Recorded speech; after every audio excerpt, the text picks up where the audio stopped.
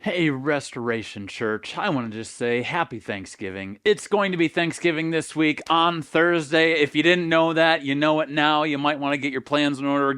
Here's a little tip for you. Get that turkey out of the freezer. Start thawing that thing out now because it's not going to be cooked in time if you wait until the night before to take that frozen turkey out of the freezer, all right? So get it out, put it in the fridge, get ready for Thanksgiving and get ready for the sermon for today. So maybe get the turkey out and then go open up your Bibles. We're going to be in Nehemiah chapter 2, 3, and 4 today. So make sure you are prepared. Real quick, on Thanksgiving, Restoration Church, if you are a part of Restoration Church, if you've been a part of Restoration Church, if you've never been to a service, but you consider yourself a part of Restoration Church, we've got something we've got going on Thanksgiving afternoon. Here's what we're doing. Safe Harbor is a local ministry here in Traverse City. They house homeless people who would otherwise be out in the cold. They open up their doors every single night. They provide a meal for them. We've partnered with them. As of what would be Sunday, we have now done 2 meals with them, with several more on the books. We are doing a Thanksgiving meal for Safe Harbor for the homeless people on Thanksgiving Day. Now, here's where you can come in. If you don't have plans for Thanksgiving, if you're thinking, I have got nothing going on, we got no family up here, we're just going to be home alone watching the Lions game. Sorry about that. We're just empty nesters, whatever it is. If you want to be a part of that, be a part of it. I believe they show up at 4 o'clock to start cooking the turkeys, all that kind of stuff. There's a lot of prep that's going to be going into it. So if you want to be a part of it, get in touch with us. You can send me an email at brian@restorationtc.com and we will make sure you get into the right spot wherever you need to be. We will hook you up there. Now, if you've got family, if you've got stuff going on already on Thanksgiving, that's fine. We also need some donations for it because part of what we have to do is we have to provide the meal for it, which means we have to buy all the turkeys, we have to buy all the potatoes, all the gravy, all the corn, all the cranberry sauce, all of the squash, all of the pumpkin pie. I mean, think about Thanksgiving. A green bean casserole, that's got to get purchased and made. So if you want to be a part of it, would you consider donating? You can donate to our community account on our website. You just click on Give, make it go to the community, and then in the memo line, you can write Thanksgiving if you want to. But all of our money in our community account goes back to our community, and we're going to be using some of that to feed homeless people who would otherwise not have Thanksgiving on Thanksgiving. So we want you to be a part of that. Real quick note on that. If you have younger kids, don't serve here, all right? Because they don't know everybody in the homeless community. Some of them are not allowed to be around children. And so when we bring our kids in to help serve, A, it's unsafe for them. And B, it's unsafe for the people who are coming in. And C, if there's people who have an issue with that, they aren't able to get a hot meal. So leave the kids at home. And families don't feel like you need to be a part of this one. All right. So this is strictly for people who are single. Maybe you don't have any kids, or maybe you've got no plans on Thanksgiving. That's for you. Everybody else, if you want to support it, donate it, go for it. It seems like an insurmountable task at point. There's going to be about 75 people that need a Thanksgiving meal, and we're going to be feeding 75 people a Thanksgiving meal. That can seem like a lot, right? Thankfully, we've got Nehemiah chapter 2 through 4 to see what it looks like when an insurmountable task happens and when a godly person comes up against it. Do you like the way I segued that? I feel like I did a pretty good job. So here's the deal. These next few chapters, they're like leadership chapters, but they're not just for leaders. They're for every single person who's listening to this. If you are a dad, if you are a mom, if you are a school teacher, if you are in the workplace, if you are a student, there are going to be principles to this for all of us. We're going to see 5 different difficult situations that Nehemiah and the rest of the Jews are going to have to deal with on a constant basis. There's 5 different difficult circumstances, and then we're going to look at the responses of Nehemiah and Jerusalem to see what that might mean for us and how we can apply Nehemiah chapter 2 through 4. I had a burp coming for so long and now it just came out. Nehemiah 2 through 4. We are going to apply that to our lives as well at the end. All right. So are you buckled in? Are you ready to go? If you're in your PJs because it's been snowing like crazy and there's stupid amounts of snow outside and you just decided to stay home, good choice. I would too if I wasn't the lead pastor. All right. So welcome to Restoration Church at home. Here we are, Ezra chapter 2, starting in verse 1. If you missed anything, I'm sorry, we don't have time to go back to Nehemiah chapter 1. Did I say Ezra before? I meant Nehemiah. Nehemiah chapter 1. It was 11 verses. We need to fortify our hearts. That's it. God's going to call you to something. God's great work about something starts in someone, and that's you and that's me. Okay, so now we're caught up from last week. Nehemiah chapter 2, verse 1. Whew, here we go. In the month of Nisan, in the 20th year of King Artaxerxes, when wine was before him, I took up the wine and gave it to the king. Now I had not been sad in his presence. And the king said to me, "Why is your face sad?" Why is your face sad? Try that with your wife sometime. She'll love it. "Saying you are not sick. This is nothing but sadness of the heart." Then I was very much afraid. I said to the king, "Let the king live forever. Why should not my face be sad when the city, the place of my father's graves, the place of my father's graves lies in ruins, and its gates have been destroyed by fire?" Now he was very concerned. He was scared he was very much afraid. In verse 2, when the king saw that Nehemiah was sad, he was very much afraid. Now, why was he so scared? Because in this time, it was risky to be sad around the king.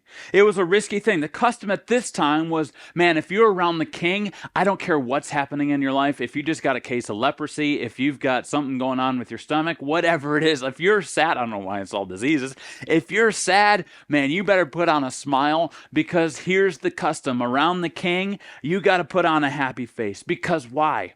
Because his presence is just so wonderful to be around. Oh, we can't help when we're around the king, man, we just love being around the king. So we're gonna put a smile on. All of my problems just melt away whenever I'm around the presence of the king. That was the custom there. And so when Nehemiah shows up, remember, he's been praying for 4 months about this, planning and praying for 4 months about this exact encounter. The last verse we left off on chapter 1 was him asking God for strength and getting the audience with the king that day, because he was about to go talk to him. Why? Because he was the cupbearer to the king. One of the most trusted positions in all of the king's court.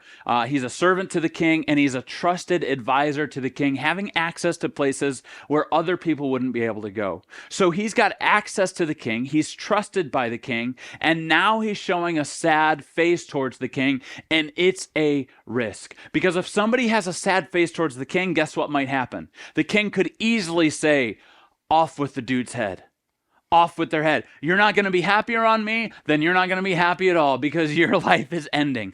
So that was the risk. That's the stake at which Nehemiah goes at this point. He's got a lot at stake here. And so it's very important for him to word this the way that he words it, because if you'll remember, Artaxerxes, old King Art, is the one who put a stop to the building in the first place. He's the one who sent out to the decree in the first place, seeing that Jerusalem was a rebellious city, a wicked city in their eyes. And so they put a stop to it, to the building of the wall. They're like, you can have your temple, you can't have a city.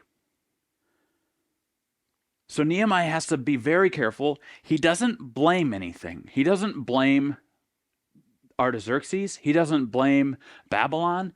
He just says, listen, here's what's going on. My homeland is desolate. The city of my father's graves are in ruins, and its walls are destroyed by fire.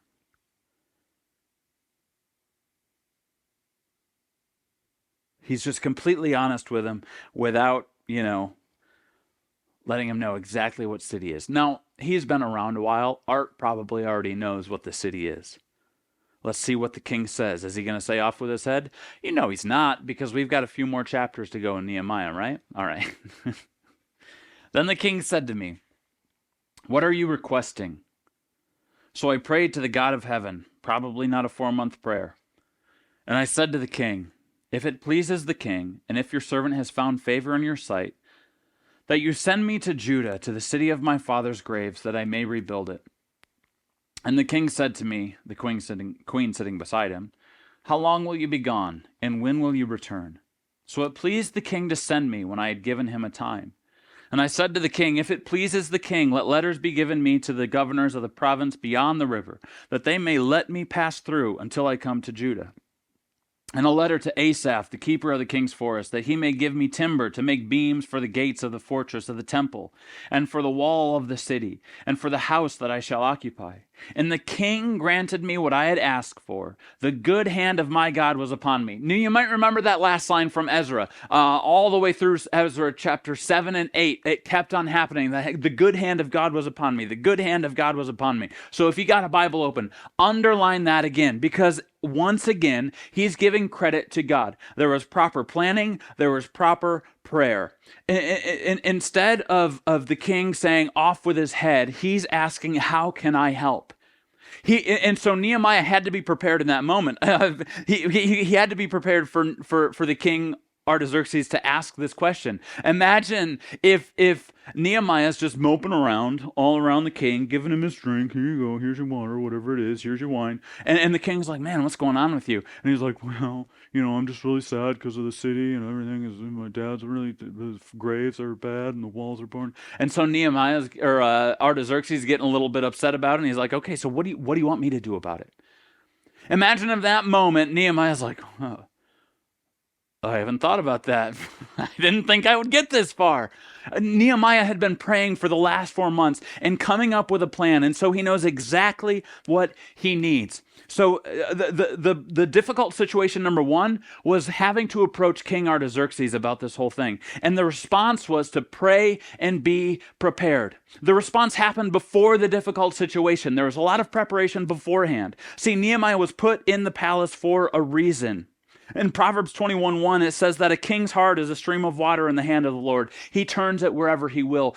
God is making all of the plans, all of the arrangements. He's putting Nehemiah in place. He's giving Nehemiah the heart for a city, and Nehemiah is responding in prayer and asking for a plan. And then it's act on faith, not emotion.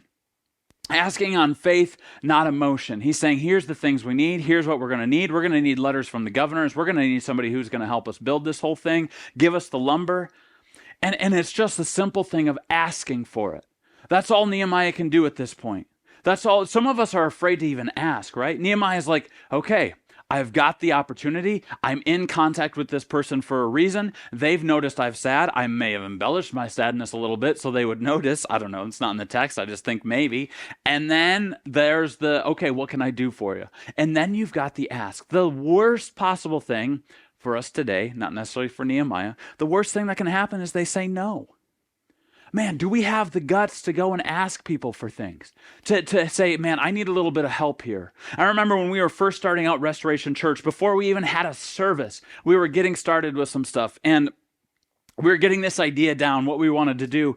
And I had been watching this guy, this pastor online in California.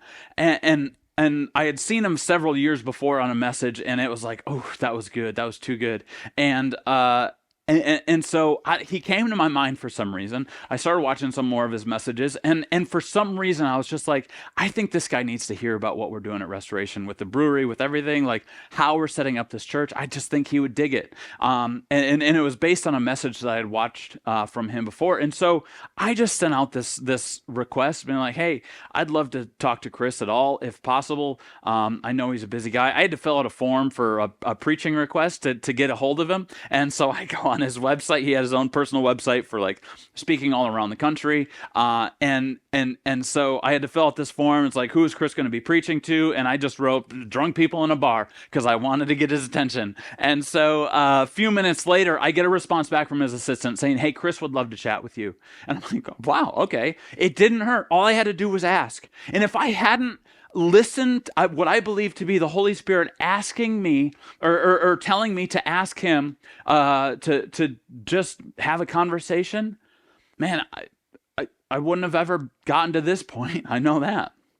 And so I asked him, and we have this conversation, and it goes well. And at the end of the conversation, he's just like, hey, if you ever need anything, here's my email. And so I sent him all of our resources. I sent him our church plan, like the you would call it a ministry plan, which is basically a business plan, except you can't say business because it's a church. And so it's a ministry plan, and I sent that to him. He gave me back a whole bunch of pointers on how to fix that and how to set it up correctly. And so I did that. And then at the time, we were doing these online videos those, we called them a sermon series on called Bible Stories, where we were just looking at all those old time Bible stories, the big stories of that we remember, right? Like Noah's Ark, David and Goliath, Samson. You've got, I don't remember all of them. Don't have time. And so Chris is like a storyteller type of preacher, and I was like, who would probably be really good at this is Chris. And so again, I just asked him. I was like, hey, Chris, would you want to do a message for us? And to my shock, to my surprise, yeah, I'd love to do a message for you guys. And so he did a message for us. You can still find it on YouTube. It's probably the best message on our YouTube channel still to this day. You can go find that. He did a whole message on David. We loved it, and we were so grateful. This was before we even had a single service, because we just asked for help, and he said yes. I was listening to the Holy Spirit. He was listening to the Holy Spirit, and God moved through that. About a year ago, just over a year ago in August, we were just, we felt the need again to reach out to him. And my wife and I both had like, I think we need to go take a visit and just spend some time with him. This was in May. And so we asked, and he was like, yep.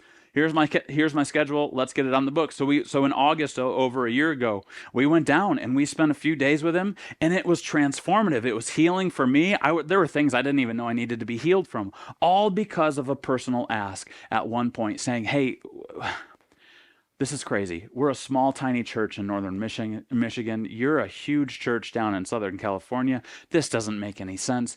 I'm just doing what God's called me to do. And since then, text messages, phone calls, meetings, personal meetings, everything, preaching for us because of a simple ask. So what is God asking you from someone? The worst thing they can do is say no. So Nehemiah asks the king, and the king says, take it, all of it, go for it. Go build it. Let's see what happens. Difficult situation number 2. Then I came to the governors of the province beyond the river and gave them the king's letters. Now the king had sent with me officers of the army and horsemen. Remember, Ezra didn't go with the officers and the horsemen and the whole army behind him. He was like, God's going to take care of this. We can't accept anything. Nehemiah was like, God can take care of anything, and he's going to take care of it with horses and an army. So come on, guys. But when Sanballat the Horonite and Tobiah the Ammonite servant heard this, it displeased them greatly that someone had come to seek the welfare of the people of Israel. All right. So we've got difficult situation number 2, Sanballat and Tobiah. And first of all, can I just back up real quick before we get to that difficult situation? Verse 9, the first 3 words, then I came to the governors of the province. Another way of saying that is then I went. Another translation says then I went. Man, are we just talking or are we actually doing something? It's like those friends that we have where it's like we talk about getting coffee. We meet each other at one point. It's like, oh yeah, we should go grab coffee sometime. Let's go grab a beer sometime. And then we never actually do it because there's actually no intention. It's just like, yeah, we talk about it all the time. Man, there could have been death by committee over this. Like Nehemiah could have been like, all right, first, before we take another step, we got to get a committee to talk about this. We got to get this going on. We have death by committee. An example of this is my dad. He's a pastor, and he became a pastor in like 2003. Always did youth ministry stuff. Became full-time vocational ministry in 2003. And we were at this small country church. And they were arguing about putting in coffee or taking out a wall or something like that. And finally, my dad just did it. He was like, you know what? Enough of the committee. We're just going to get going and get this stuff done. Right? So it's like sometimes we talk things to death and we die by 1,000 committees because, man, we're going to talk about it. Nehemiah had been praying and planning for 4 months, and then he got the approval and it was like, all right, let's go. So he hit the ground running. Came to the governors of the province beyond the river and gave them the king's letters. Now the king is sent, so they got the officers, they got the army, and he was like, all right, we're on the road. And then they get into the difficult situation number 2, which is 2 guys who disagree. Now Sanballat was a Moabite governor of Samaria. Some outside sources claim that he was a governor in Samaria, and he was a Moabite. Now, Tobiah was an Ammonite official in Samaria. So these are two people with some power. Now, you might remember the Moabites and the Ammonites, right? They didn't have great history with the Jewish people. In fact, it was a pretty awful history from the Jewish people. It says in Deuteronomy 23, verse 3, that they were not allowed to enter into their presence. They weren't allowed to come to the temple. They weren't allowed to do these things because they were Moabites and Ammonites. They were not allowed to be around each other. It was like the modern day or olden day Seinfeld and Newman, right? You got Seinfeld and you got Newman. They hate each other. If you don't know the reference, I'm sorry. Go watch Seinfeld. Get a little bit of culture. But whenever Newman walks in, Jerry's like, Newman. Hello, Jerry. Okay, not going to do that. We're just going to keep going. The Ammonites and the Moabites, they were from Lot. Okay, so remember Lot. This was Abraham's nephew, Lot. He had two sons named Ammon and Moab, and these are who these tribes come from. Now, he was their sons, or these two were Lot's sons, because of an incestuous relationship with his daughters. Yeah, the Bible's pretty jacked up sometimes. They got him drunk, and then they slept with him, and then they had his baby. Genesis 19, verses 36 through 38. You can read about it if you want to. We did a whole series on the entire book of Genesis about a year ago. Go check it out there if you want to get more information on that, all right? So that's how these two tribes started, was with Lot, and we know that Abraham, the people of Israel came from Abraham, if you'll remember that. And then these people fought against God's people in Judges. You had a guy named Ehud. This is with the Moabite. Ehud was the judge, and you've got him fighting Eglon, the fat Moabite. Remember this in Judges chapter 3, where Ehud was a left-handed guy, so the sword was on his right, goes into the palace, and he's going to kill the king. The king is so fat, he takes him to his quarters up on the deck where it's cool and stuff, and basically in the bathroom, and he stabs him so far that the sword actually goes all the way in, and even through, like, his arm goes in. It's like Jabba the Hutt, right? Like, it just goes right in, and then he just leaves there, and then he goes out, and the officials are coming in. They're like, man, we're embarrassed. He's probably relieving himself. We got to keep waiting. While they're waiting for him to get done relieving himself, which he's never doing because he's not going to the bathroom. He's dead. Ehud escapes, and then they finally enter in and they see that their king is dead. That's one of the examples. David waged war against them in 2 Samuel chapter 8. David conquered the capital of the Ammonites in 2 Samuel chapters 10 through 12, with 11 right in the middle of this little story of David and Bathsheba. You can read about that too as well if you're going to get through there. So I know that's a lot. There's a lot of history with the Ammonites and the Moabites and Jerusalem, and they don't like each other at all. So, difficult situation. Number 2. When your nemesis enters into the fold. So what does he do? Doesn't really say. Keep going about your business. Verse 11. So I went to Jerusalem and was there 3 days. Then I arose in the night, I and a few men with me, and I told no one what my God had put into my heart to do for Jerusalem. There was no animal with me but the one on which I rode. And went out by night by the valley gate to the dragon spring and to the dung gate, and I inspected the walls of Jerusalem that were broken down, and its gates that had been destroyed by fire. Then I went on to the fountain gate and to the king's pool, but there was no room for the animal that was under me to pass. Then I went up in the night by the valley and inspected the wall, and I turned back and entered by the valley gate, and so returned. And the officials did not know where I had gone or what I was doing, and I had not yet told the Jews, the priests, the nobles, the officials, and the rest who were to do the work. So he goes on this kind of like a secret mission by the cover of night to go and inspect what's happening. He wants to see the issues firsthand. He wants to confirm. It's not enough that he just heard it from his brother and now and then they're just going to show up on the scene and be like, all right, guys, here's what we got to do. He needed to see it firsthand. And I wonder if he's going around the walls of the city riding whatever animal it is he's riding on. And I wonder if there's tears that start coming down his face. Remember, this is a city that he loves. Judah is a place that he hasn't been before, but he knows about it. He knows the history. He knows the story. And it said that his heart was broken when he heard the news about the people there. So much so that he fell to his knees weeping over the conditions there. And now he finally gets an opportunity to see it firsthand.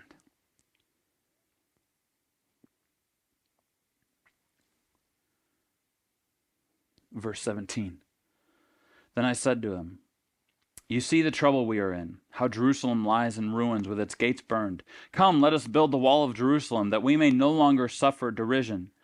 And I told them of the hand of my God, there you go, there's that phrase again, that had been upon me for good, and also of the words that the king had spoken to me. And they said, let us rise up and build.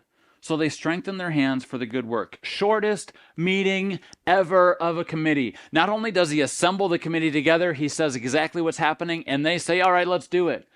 You know it's the hand of God when a committee is happening that fast. When it's like, yeah, yep, that's what we got to do. Let's get rolling. All right, get back to work, everybody. We're going to start rebuilding the wall. Never mind that we've been stopped a couple of times about this. Never mind that it's been in ruins for over 100 years now. Everybody, it's time. Let's go.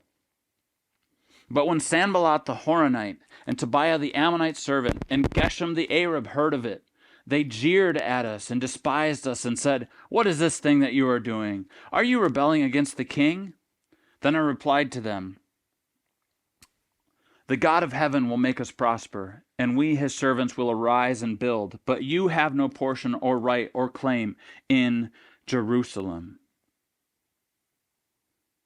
So we have this issue with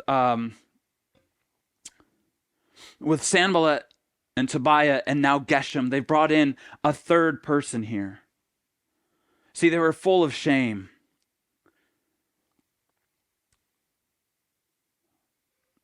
The Jerusalem people were full of, the Jews were full of shame.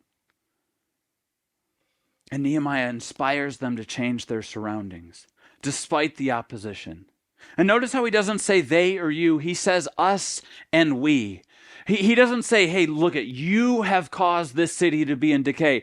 You have not allowed this to happen. You've been in derision. He's saying, listen, this is us. I'm with you guys. Servant Leadership 101. Man, don't say you're the problem. Say we're the problem. It's also counseling, right? It's a whole counseling thing. Don't have an accusatory tone, but be participatory in the whole thing. So he's saying, man, this is my issue as well. They're full of shame, and guess what? They didn't offer any excuses.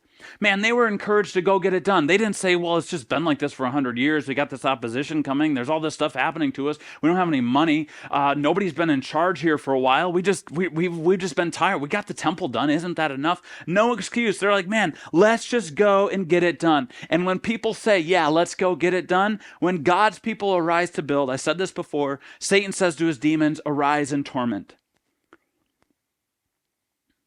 And I wonder if during some of the opposition, where Sanballat and Tobiah and Geshem, remember there's three of them now, I wonder if maybe they started to lose a little bit of heart.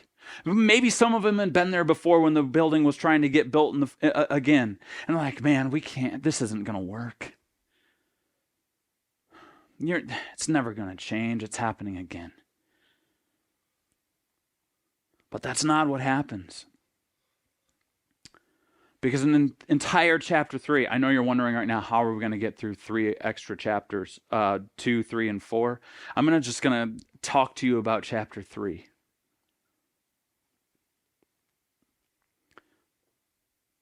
And all of chapter 3 is just they got to work.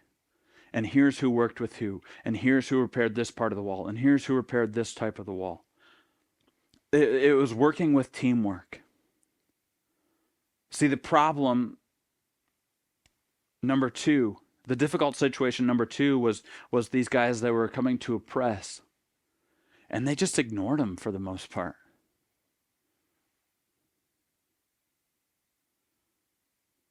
Except for at the very end, Nehemiah just says, hey, you know what? God's going to take care of this.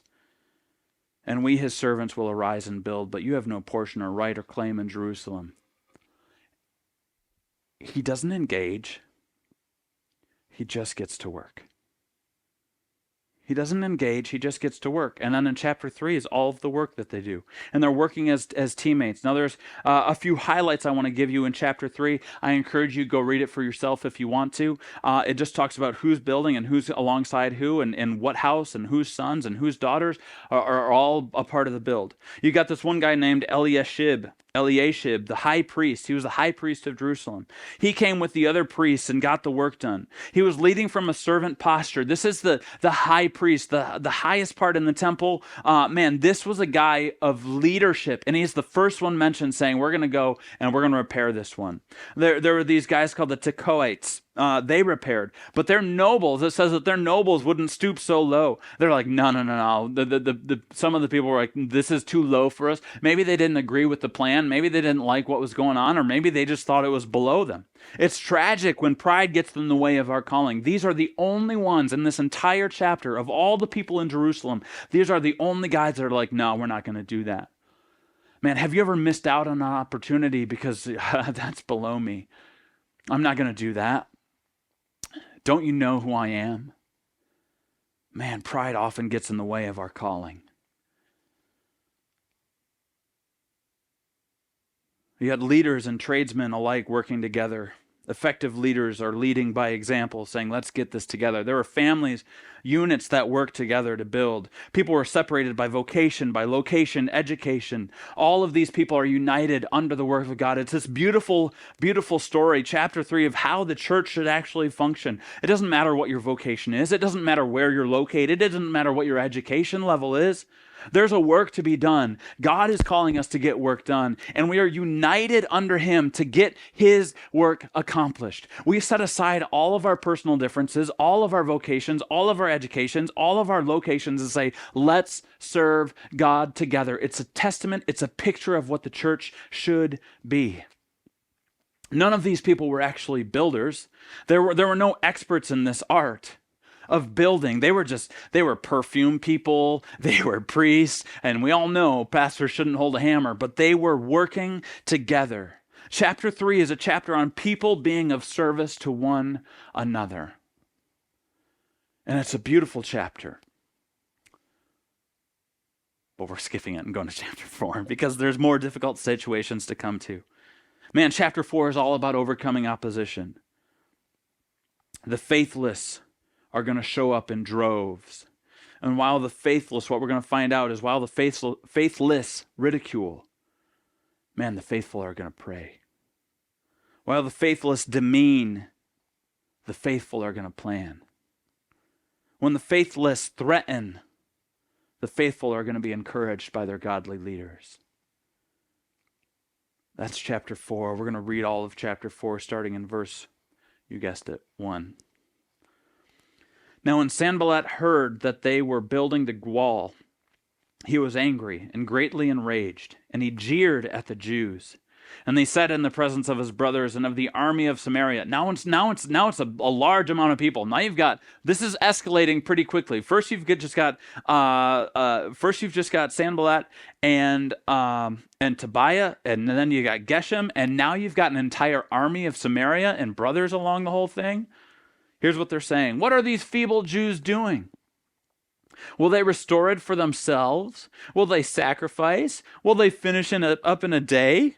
Will they revive the stones out of the heaps of rubbish and burned ones at that? Tobiah the Ammonite was beside him, and he joins in. And he said, yes, what they are building, if a fox goes up on it, he will break down their stone wall. Foxes, they can go on top of the snow. That's how light foxes are. If you have one fox that goes up on top of this wall, man, it's going to come crumbling. Humpty Dumpty is going to come crumbling down. I don't know how I just said that. That was weird. And man, the fox comes up, everything's coming down. They are starting to ridicule, sarcastically speak to the Jewish people, and they're touching on subjects. They're like middle schoolers that just know exactly what to say to really get underneath your skin. They're saying, man, are these feeble Jewies? What are these feeble Jews doing? What, did they even know how to build? Look at that guy, he's even holding his hammer backwards. That's not how you grip a hammer. They're so feeble, they have no idea what they're doing. There's a little bit of truth in there, isn't there? Man, the foxes are going to knock it down. This is like that scene in Monty Python where the French people are up on the castle and hurling insults down at, this is, I mean, it's Monty Python. It's a true story, right? And they're hurling the insults down at King Arthur, throwing cows and chickens and all sorts of livestock. But these verbal attacks, they take a toll, don't you? So difficult situation number 3 is the verbal attacks. What happens when people say, you're not good enough for that? Let me remind you of who you are. Let me remind you that you're not equipped for this ministry. Let me remind you that you're not equipped for the job that you're about to do. But here's the good news. When the enemy sees rubble and ruin and feeble attempts, God sees promise and hope. Because God is in the business of restoration. God is in the business of redeeming people, places, and hearts.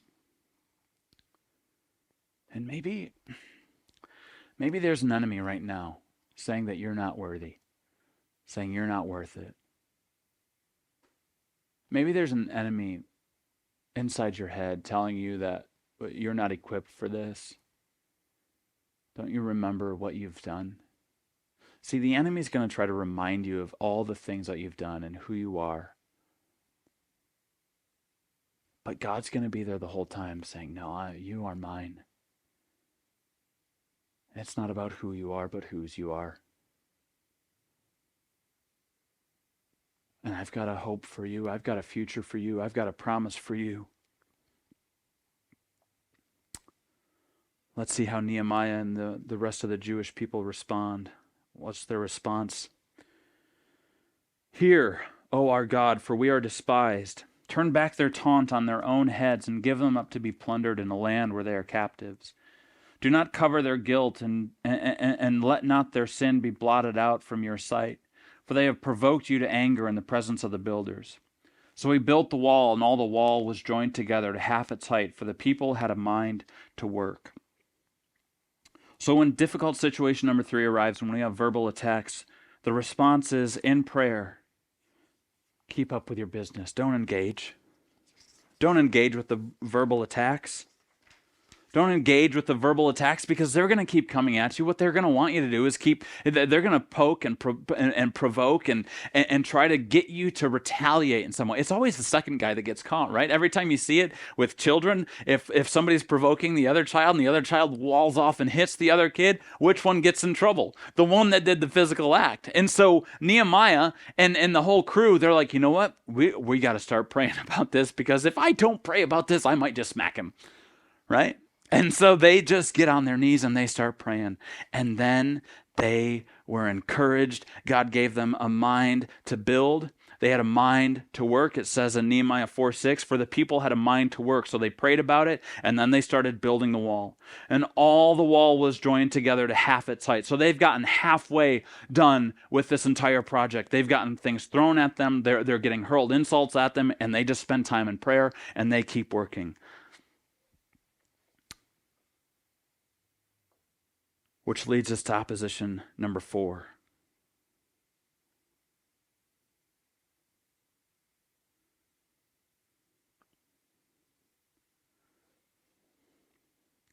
But when Sanballat and Tobiah and the Arabs and the Ammonites and the Ashdodites heard that the repairing of the walls of Jerusalem was going forward and that the breaches were beginning to be closed, they were very angry. And they all plotted together to come and fight against Jerusalem and to cause confusion in it. And we prayed to our God and set a guard as a protection against them day and night. Difficult situation number 4, the opposition grows in plans. What started as just these 2 guys has now grown to 3 whole people groups and half the wall's built. And they've got the threat of words and now they're ready to take up arms.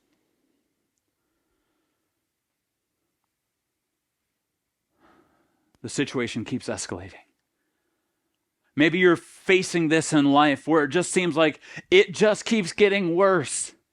Man, we keep going to prayer and the whole thing just keeps getting worse and worse and worse and worse. What started as just a small opposition is now full armies, full people groups, and now they're arming themselves to get ready for war. Man, have you ever felt like that in life?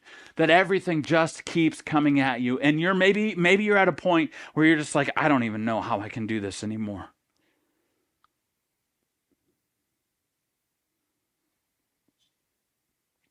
It says that we prayed to our God and set a guard as a protection against them day and night. So the response to this difficult situation was Nehemiah not only prayed, but he had an action to counter it. He wasn't just going to be in prayer about it and be like, oh, we're going to give this up to God and just let God take care of it. He's saying God's going to take care of it, and he's going to take care of it through us. Let's start to get guarded. The foolishness is for us to say, oh man, we got this. God's got this. Hey, I don't have to do anything today. God's going to take care of this whole thing for me.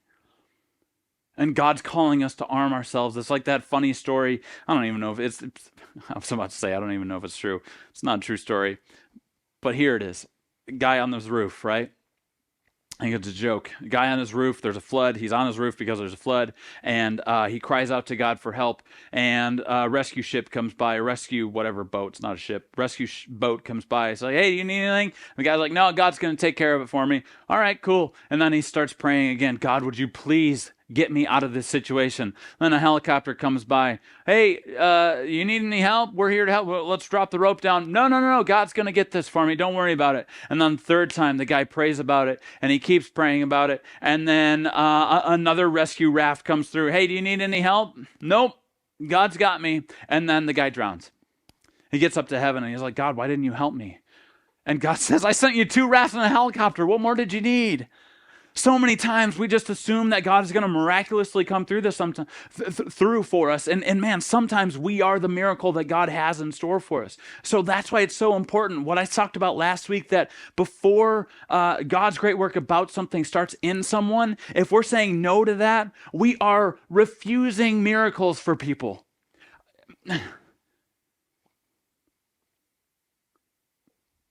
We prayed to our God and set a guard as a protection against them day and night. We're going to pray about this, and now here's what God's telling us to do. Get guarded. Okay, last difficult situation, and now that I have no time whatsoever. In Judah, it was said, the strength of those who bear the burden is failing. There's too much rubble. By ourselves we will not be able to rebuild the wall. And our enemies said, they will not know or see till we come among them and kill them and stop the work. So difficult situation number 5, there's a 2-front attack. Discouragement hits home, and the enemies are planning a surprise attack. Now you're not just planning on the opposition, but now you're facing the inner turmoil. It seems like this task is too great to do, you guys. I don't know if we're ever going to get this thing. Look at the mess of this place. Everyone comes against this at some point in their life, right? When you're put to work on something and you've got halfway through the whole thing, I've moved before, and there's that moment like right in the middle of the move where you're like, this is never going to end. Why do we have so much stuff? Or maybe you're building a house or adding an addition onto a house or a project at work. There gets a point where you lose heart, don't you? And the enemy has no doubt heard all of these rumblings that were happening, saw the discouragement, and so the enemy said, now it's time for the surprise attack.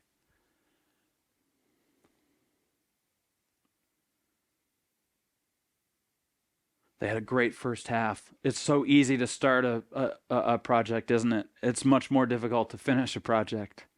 Man, the Detroit Lions, they had a great first half. Second half, they fall apart. How many times is that the case? I got to bring up the Lions again because I brought them up 2 weeks in a row now, and they've won 2 weeks in a row, and so I'm going to keep dogging on them until they lose again.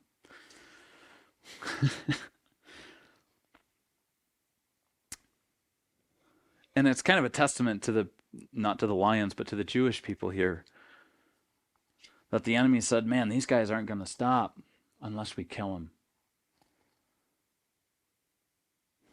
Too many of us will stop way before anything like that. That's not the right time. It's not the right place. It's not the right finances. I can't make that work. I'll take myself out of the game. So Satan never has to.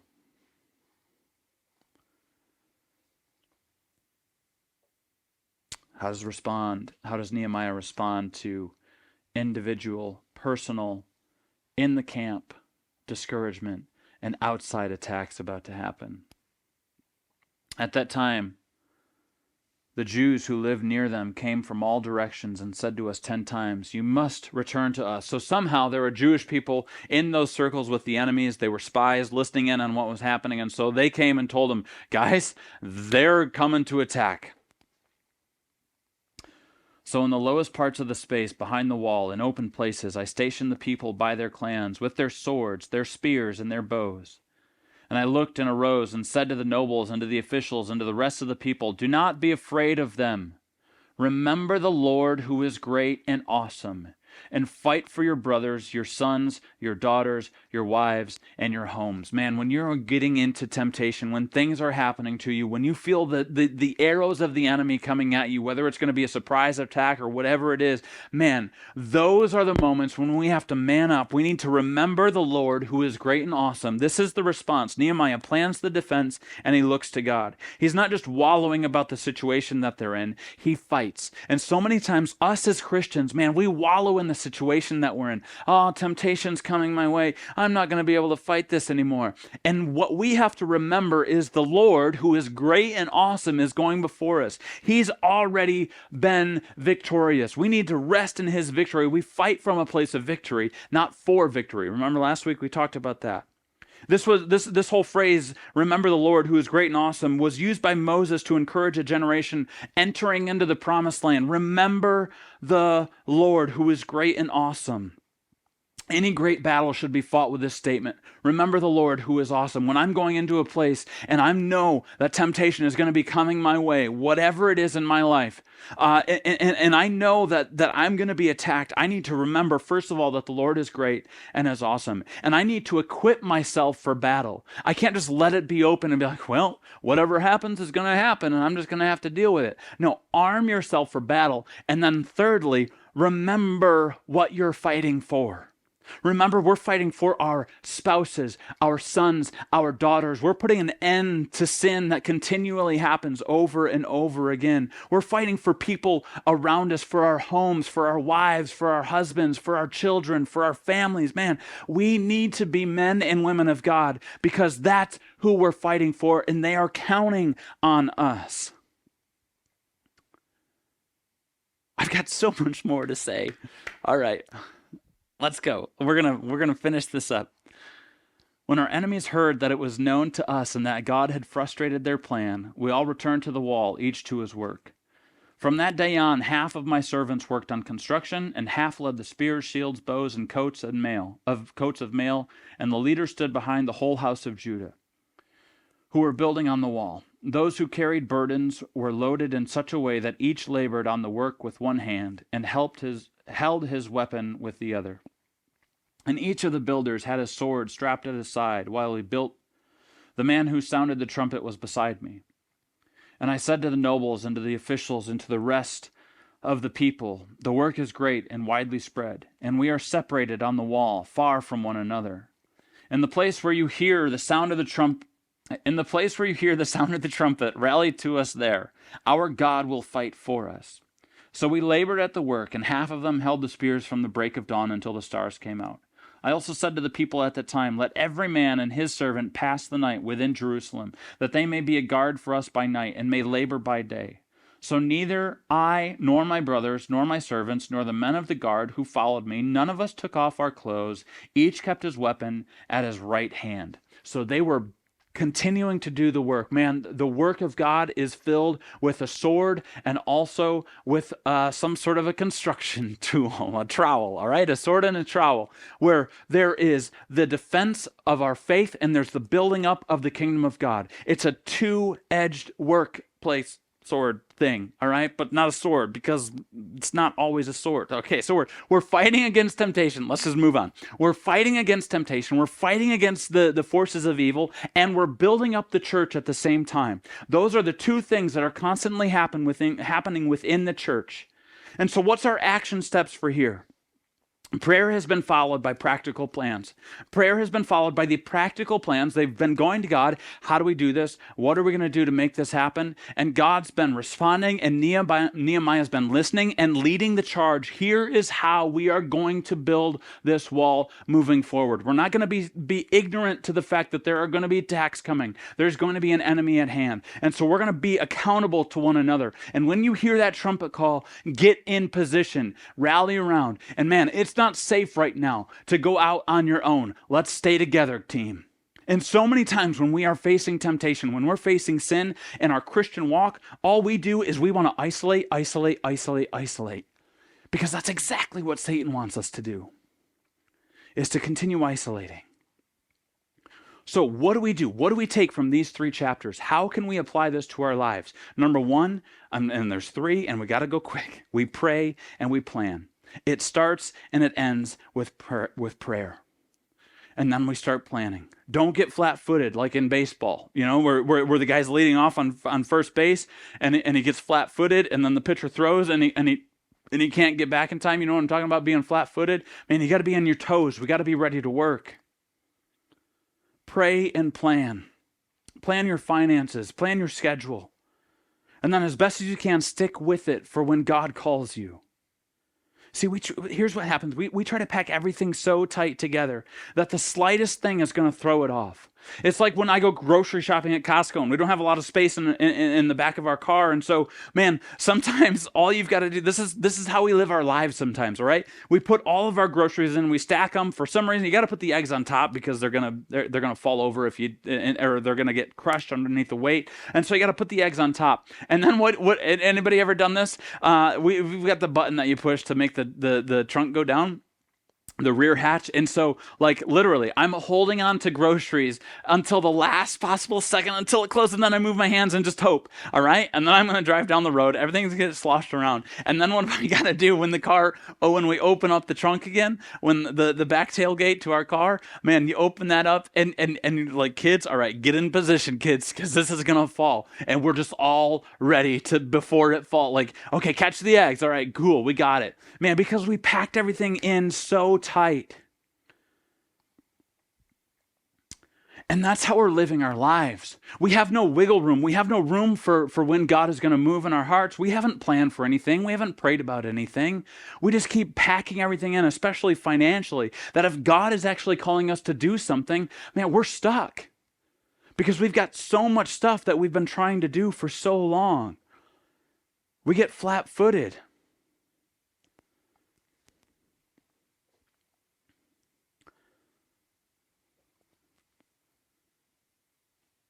Praying and planning is so important because here's what's going to happen next. When invited to join, do I offer excuses or accept?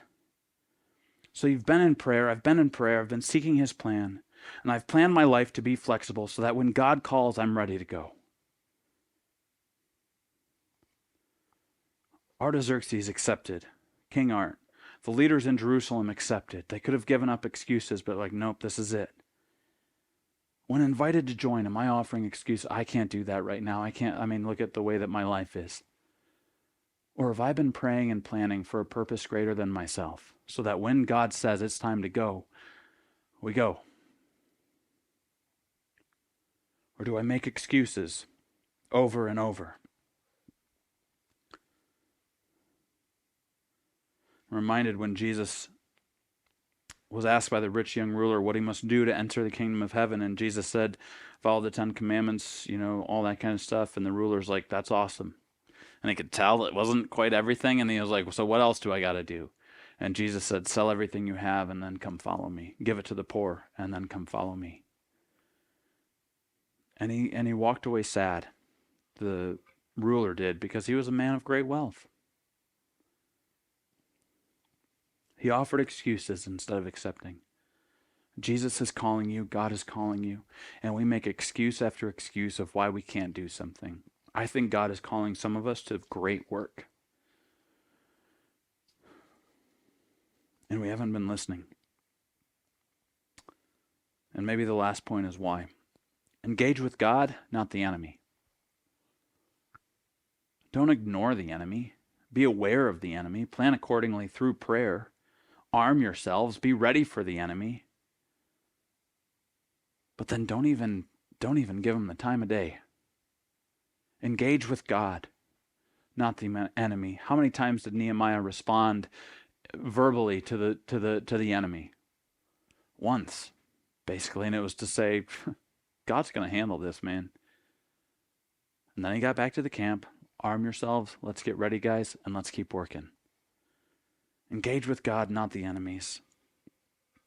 The enemy wants you to engage with him, to go into that pig pen and wrestle around with him. What's that thing, that little idiom that said, man, if you wrestle with pigs, both of you get dirty.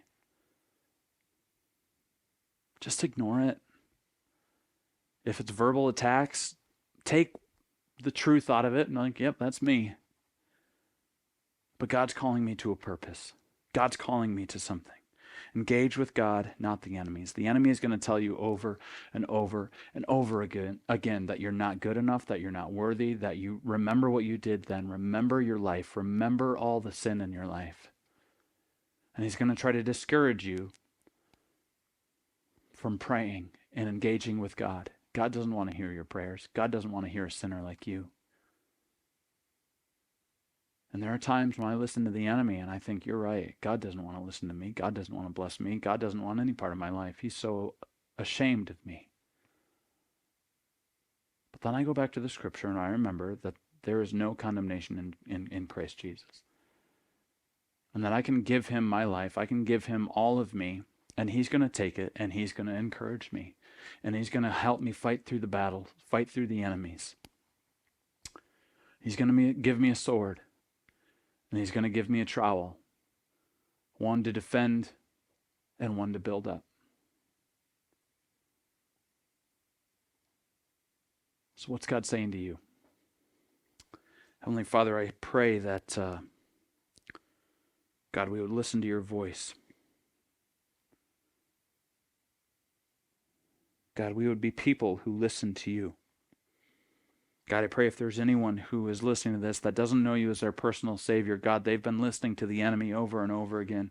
God, would they find comfort in your arms? Would they run to you, into the arms of Jesus, because of his great work on the cross for us?